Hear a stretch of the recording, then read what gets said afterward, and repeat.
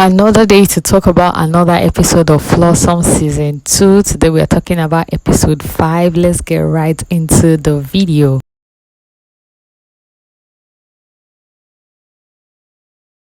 In fact, you guys, I cannot for the life of me believe that Dolapo actually fell for this Sadie or Sadie's play, like her act or this drama she's pulling in her apartment. Like, I can't believe it. Like, Dolapo of all people. But I mean, in her defense, I think she has seen through or she saw through her whole act right from when she arrived, but she just decided to allow herself to be used, because this is just absolute madness if you ask me. And just when I thought things were getting better with Ramat and Udwa goes ahead to mess things up with what he said.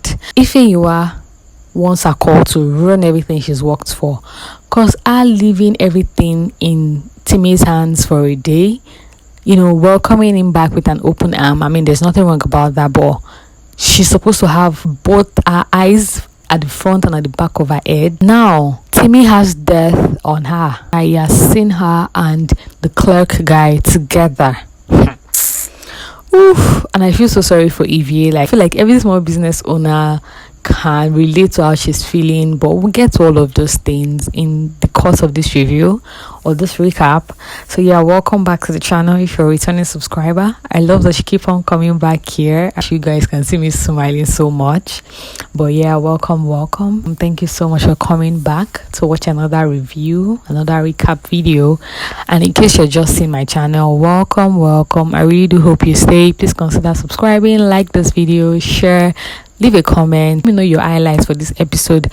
Are you enjoying the season so far? Let me know all of those in the comment section. We'll start to Dolapo first. I think this episode should have been titled Audacity. Audacity on sales, Audacity on a giveaway. Because the audacity of the men, most especially, Sadie too, so not just the men, the audacity of some of the characters. I'm talking about Abdul, the senator, Sadie, Efosa. Oh, don't get me started with Efosa. But yeah, we'll get right into all of those. Starting with Dolapo, we saw how Sadie came in and was talking and begging. I know she allowed her to stay, and she's talking about how she doesn't have anywhere to stay, and she's like, oh, it's fine, you can take the guest room for a while. And I'm just like, Dolapo, this your good girl, kind heart, sweetheart. May you not put you into trouble, and may you not regret it. And like we saw, she was already regretting it the next morning. Like, Sadie was in the kitchen singing out loud, making breakfast. Everywhere was chaotic, like a hurricane just hit the kitchen.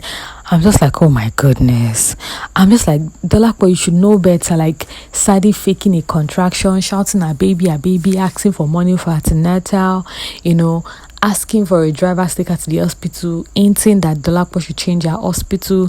I'm just like, Dolapo, you should know better. You shouldn't be played for a second, a third, a fourth time by these people. But then we saw how Dolapo later confronted her, and she's like, oh, she knows her brother is probably not the father of the child, but she's just condoling her and just taking her in for humanity's sake. I'm just like, Dolapo, Jojo, stop all this nonsense and all this shalaye. Kick this lady out. You don't owe her anything. She's making references to the fact that she would not be shouted at her father's house. Girl, go to your daddy's house. Get the living daylight out of here. Get out and go to your daddy's house and go and cross your leg, take AC, watch film, cook in the kitchen without knowing where the groceries came from. Go to your daddy's house and misbehave. Live here. I'm taking this personal, but and then we saw that on the side she's still trying to look for Folari.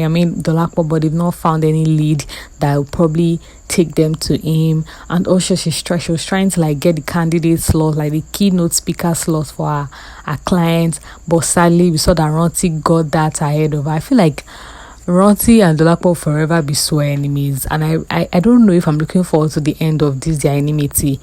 I don't even know. And we saw how he, in his petty behavior, in his petty act, he sends her a flower and he says, congratulations on your first loss of many. Ouch! That was so damn low and dirty. And I could feel it, like the way she felt the pain when she read that note, I'm just like, girl, I'm sorry, but you're coming back harder for him next time. And we saw how Abdul came in and he was yelling at her, shouting and saying this is her first strike, 2 more strikes, and she's out, she's fired. I'm just like, Abdul, please, we lose some, we win some. Like, this girl she has proven to be the best out of every other PR managers out there. Like, cut her some slacks. Like, this is the competition. You don't get all you want every damn time. Like, chill, man, chill. And we saw how the senator who she even tried to talk to so she can get her clients on as the keynote speaker.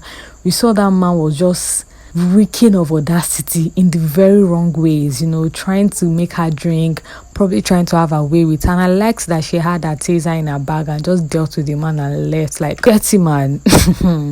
Moving on to Ramat. Like I already said in my previous review, that Ramat and Uduak would slowly but surely find their way to each other, and we saw that happen in this episode, even though everything came crashing down at the end.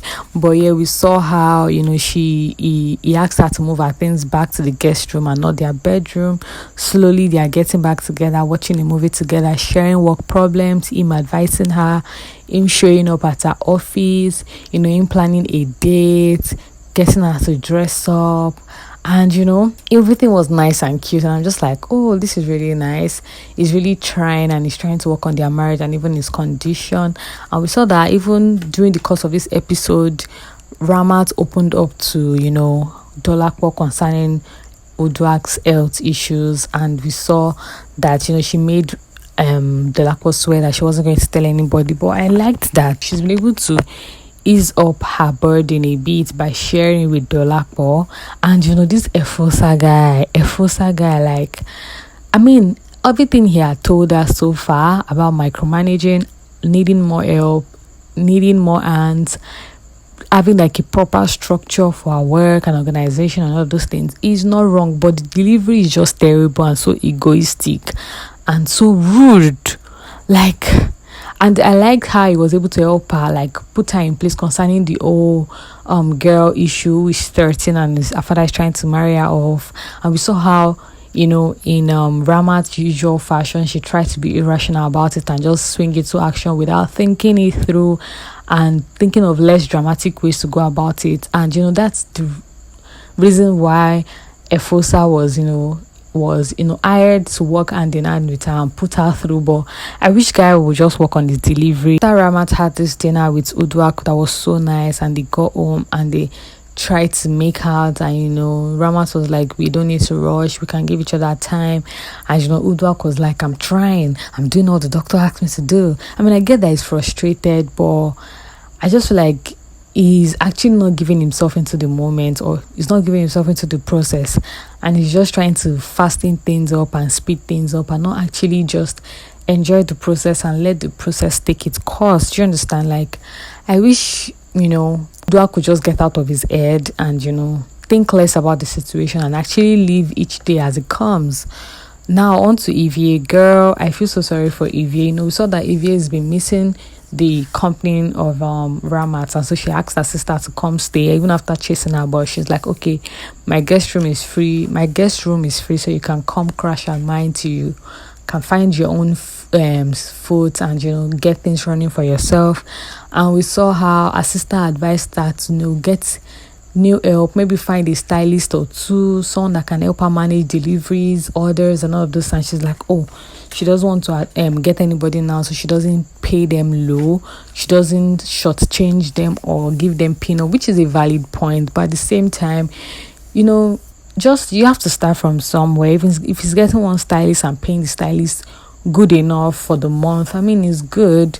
And we saw how she's still trying to find the balance with her newfound fame and the rate at which her business is growing and others are coming in. And we saw how she almost wrecked her business by mixing up the orders for her clients and how that ended. And now the landlord is calling to threaten her about using his place for a shop. I'm just like, I'm not trying to be a party pooper, but a lot of people are actually using their place to run a business. So far they are meeting up with the rent, and in this Nigeria's rent situation, young man, imagine her paying house rent of 2 bedroom and also paying house rent for shop. Man should be realistic, but hopefully we see how she's able to navigate all of those things. And that's extra expenses if she has to like get a shop and get a stylist and all of those things. But it feels like all the ladies are having to deal with one thing or the other at the moment. And now down to Ifeyinwa. Ifeyinwa is stressing me out. We saw that she drank again, and then she invited Clerk to come around, and she passed out. Clerk was there for her, made her breakfast, and prior to that time Timi already visited, and he extended this olive branch to her, saying he's sorry for her. He's been going about everything. When they broke up, he was hurting, his feelings were all over the place. He did loved her, he couldn't manage his feelings well. And at first I'm just like, I'm not buying this, bro. And just like she said, like, I don't think I'm buying it. Guys, you think we should buy the apology? But I don't think I'm buying it. I feel like it has an end point. It has something it's going after, and with the look of things, it just might get it. And we saw how Ify accepted his apology and even invited him to come in and drink and go through the list of shortlisted complaints for the buy of Zenko. I'm like, girl, you don't extend things like that. Yes, accept his apology, but still keep him at arm's length. You can't trust him. No, even after seeing that he was having drinks with one of the people trying to buy the company, I don't think you should have made it very easy for him to get back into her life fully like that. You need more than an apology, a plate of rice and orange juice to believe him or think you can trust him.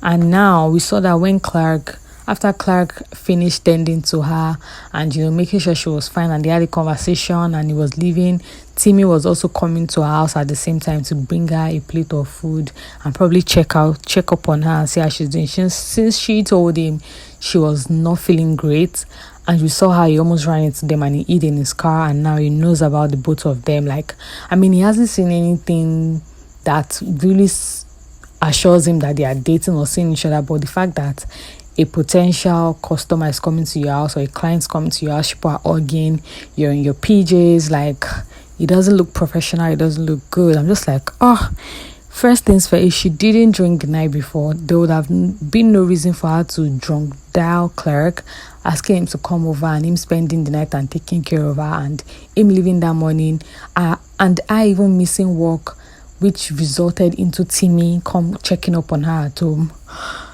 I'm stressed, man. This lady is stressing me out. But what do you guys think about the season so far?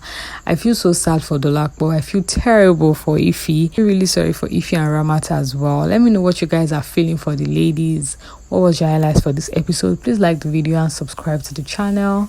If you're here to leave a comment as well. I'll also see my next review recap. Until then, make sure to remain happy because you owe it to yourself. Bye, guys.